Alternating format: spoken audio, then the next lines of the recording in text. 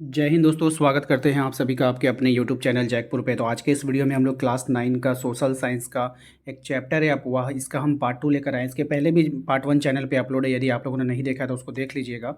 हम लोग स्टार्ट करते हैं क्वेश्चन नंबर 26 पे, क्योंकि मैंने 25 तक सवाल जो है पार्ट 1 में करवा दिया है।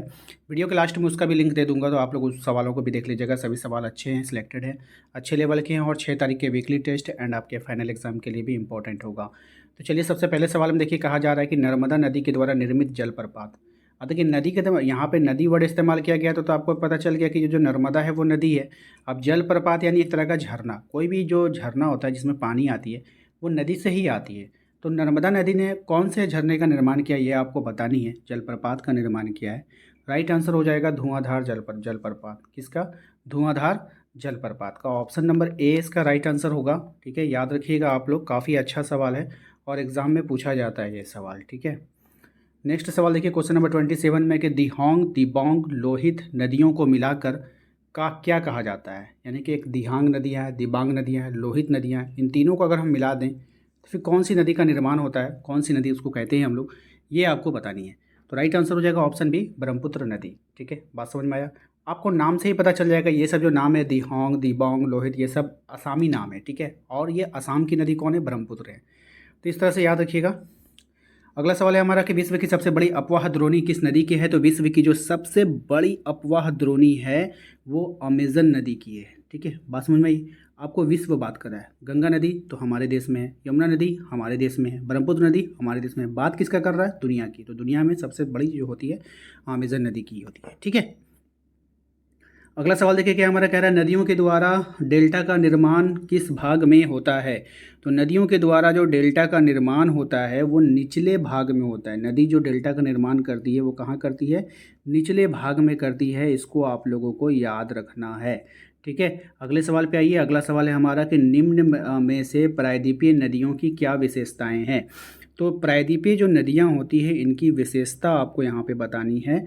तो प्रायद्वीपीय नदियाँ मौसमी होती है, बिल्कुल सही बात है। प्रायद्वीपीय नदियाँ वर्ष भर निर्भर रहती है, वर्ष पर निर्भर रहती है, यानी वर्षा होगा यहाँ पे।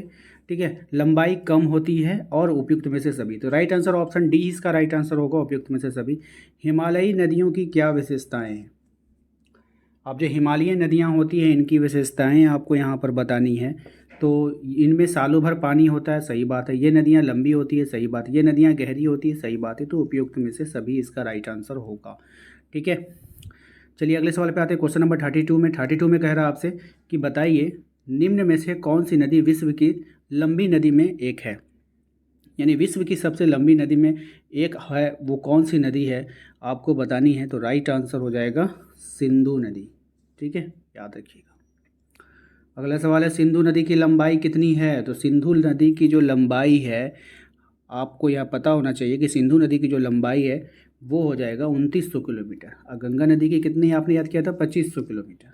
ठीक है, अगला सवाल है हमारा, समुद्र में विलीन होने के पूर्व गंगा और ब्रह्मपुत्र की संयुक्त धारा को क्या कहते हैं। तो गंगा और ब्रह्मपुत्र की जो संयुक्त धारा है उसको हम लोग मेघना कहते हैं। ठीक है, चलिए अगला सवाल है हमारा, सुंदरवन। याद रखिएगा, सुंदरवन का डेल्टा किस राज्य में स्थित है। तो सुंदरवन का जो डेल्टा है ना वो आपका पश्चिम बंगाल में है। याद रखिएगा, कहाँ है? पश्चिम बंगाल में है। नेक्स्ट सवाल है हमारा कि सुंदरवन के बारे में कौन सी विशेषताएं सही है। तो सुंदरवन के जो बारे में विशेषताएं हैं वो है उसका नाम सुंदरी वृक्ष के नाम पर पड़ा है, बिल्कुल सही है। यह विश्व का सबसे बड़ा डेल्टा है, बिल्कुल सही है। यहाँ के जंगलों में रॉयल बंगाल टाइगर पाए जाते हैं। उपयुक्त में से सभी, ऑप्शन डी इसका राइट आंसर होने वाला है। ठीक है, याद रखिएगा। ब्रह्मपुत्र नदी किस राज्य से भारत में प्रवेश करती है।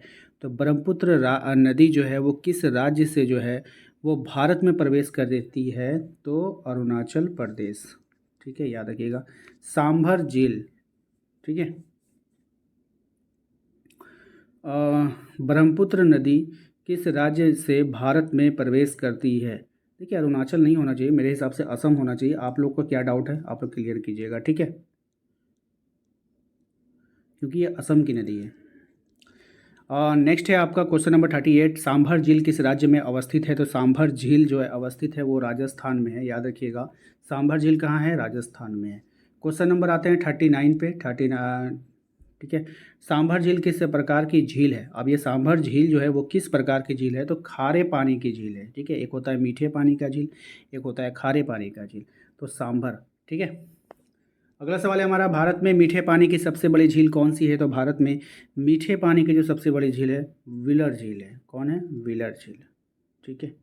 नेक्स्ट है आपका 41, निम्न में से कौन खारे पानी की झील है? अब आपको बताना है इनमें से कौन जो है वो खारा पानी है, तो सांभर झील जो है वो खारा पानी है। नेक्स्ट है आपका, इनमें से कौन सी झील भूगर्भीय से बनी झील है? तो भूगर्भीय से बनी झील कौन सी? इसमें व्हीलर झील, ऑप्शन नंबर डी।